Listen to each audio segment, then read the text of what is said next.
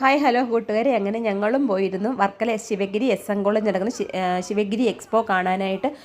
എന്താ എക്സൈറ്റ്മെൻറ്റ്! ഒരു കുടക്കീഴിൽ വർണ്ണ വിസ്മയങ്ങൾ ഒരുക്കിയിരിക്കുന്ന കാഴ്ച അതിമനോഹരമായിരുന്നു കൂട്ടുകാരെ. അതായത് കണ്ടു, അച്ഛനും അമ്മയും ഒക്കെ വളരെ എക്സൈറ്റ്മെൻറ്റിലാണ്, വളരെയധികം ഹാപ്പിയിലാണ്.